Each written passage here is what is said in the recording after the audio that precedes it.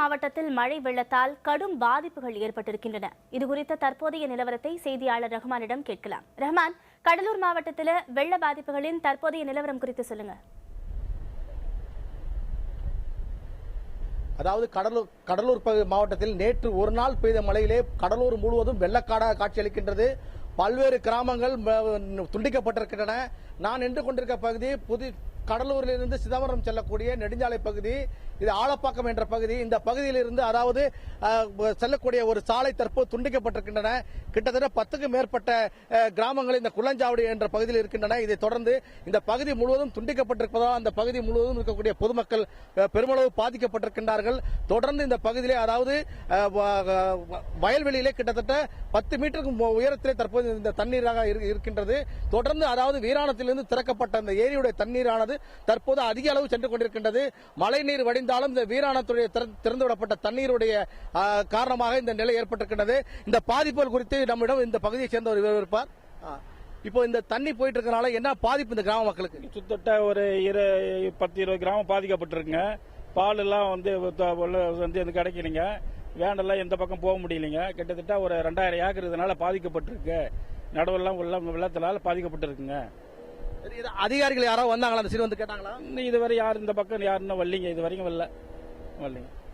அதாவது அத்தியாவசிய பொருட்களான பால், தண்ணீர் உள்ளிட்ட எதுவும் கிடைக்க முடியாமல் இந்த 10க்கும் மேற்பட்ட கிராம மக்கள் தற்போது அவதிக்குள்ளாகி இருக்கின்றார்கள்.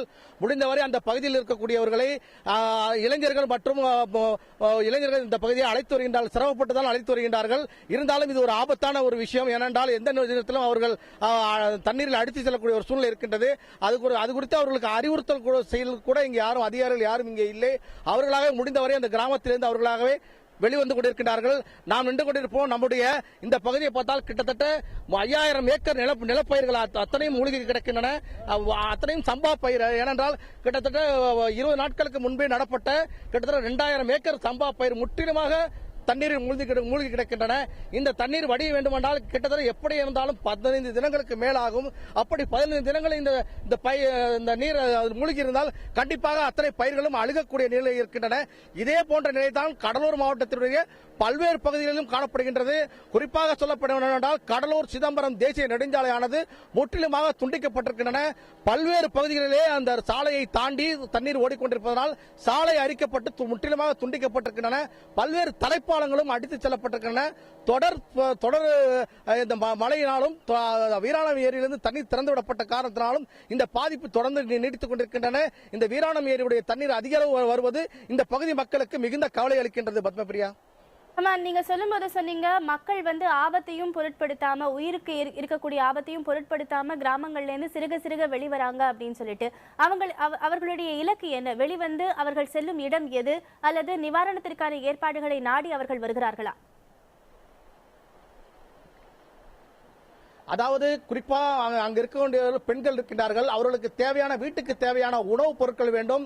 அது மட்டுமல்லாமல் அத்தியாவசிய பொருட்களும் தேவைப்படுகின்றது. அது மட்டுமல்லாமல் நாம் பார்க்கும்போது ஏராளமான முதியோர்களும் அவர்களை அங்கே தூக்கி வந்து காண முடிகின்றது. ஏனென்றால் அவர்களுக்கு உண்டான மருத்துவ உதவி உடனடியாக கிடைக்க வேண்டும். ஏதாலும் உடல்நிலை சுகவீனப்பட்டால் அவர்களுக்கு உடனடியாக மருத்துவம் செய்யப்பட வேண்டும். அதற்கான வசதி கூட அந்த பகுதியில் இல்லாத காரணத்தினால் அவர்கள் உடனடியாக நகர்ப்பகுதிக்கு வர வேண்டும். ஆகவே உடனடியாக அவர்கள் இளைஞர்கள் அங்கிருந்து கொண்டு வருகின்றார்கள். ஆனால் இதுவே ஒரு ஆபத்தான ஒரு சூழ்நிலையாகவே கருதப்படுகின்றது. ஏனென்றால் மிகவும் உயிருக்கு ஆபத்தான நிலையிலே அவர்கள் நீங்கள் பார்க்கலாம் எவ்வளவு தூரம் கிட்டத்தட்ட அவர்களுடைய இடுப்பு அளவிற்கு தண்ணீர் வந்து கொண்டிருக்கின்றது. அந்த தூரத்திலே அவர்கள் துணிச்சலாக அவர்கள் சென்று வந்து கொண்டிருக்கிறார்கள். இது ஒரு ஆபத்தான ஒரு விஷயம் தான். இருந்தாலும் இதை அறிவுறுத்தல் செய்ய கூட இங்கே யாரும் அதிகாரிகளோ காவல்துறையினர்களோ இல்லை. இருந்த போதிலும் அவர்கள் தங்களுடைய உயிரை பாதுகாக்கவும் தங்களுடைய வீட்டுக்கு தேவையான அத்தியாவசிய பொருட்களை கொண்டு சேர்ப்பதற்காகவும் அவர்கள் அங்கே சென்று கொண்டிருக்கின்றதை நம்மால் பார்க்க முடிகின்றது. ஆகவே தொடர்ந்து இந்த நீர் வீராணத்திலிருந்து திறக்கப்படும் நீர் குறைந்தால் மட்டுமே இதனுடைய பாதிப்பு முற்றிலுமாக தெரிய வரும். பிரியா, ரஹ்மான், நம்முடன் உரையாடிய முதியவர் இதுவரைக்கும் எந்த நிவாரண பணிகளும் மேற்கொள்ளப்படவில்லை அப்படின்னு சொன்னாரு. ஆனா அரசின் தரப்பிலிருந்து வரும் செய்திகளோ நிவாரண பணிகள் துரிதப்படுத்தப்படுகின்றன என்றும் மின் இணைப்பு துண்டிக்கப்பட்டிருப்பதை சீர் செய்வதற்கான நடவடிக்கைகள் மேற்கொள்ளப்பட்டு வருகிறது என்றும் தெரிவிக்கின்றன. இது உண்மையா? இதன் உண்மை நிலவரம் என்ன?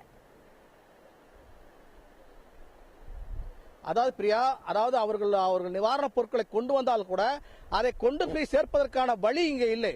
அதாவது இந்த இடத்திலே நடந்து செல்ல மட்டுமே வழி இருக்கின்றது. வாகனம் 2 சக்கர வாகனம் செல்லக்கூட கூட வழி இல்லை.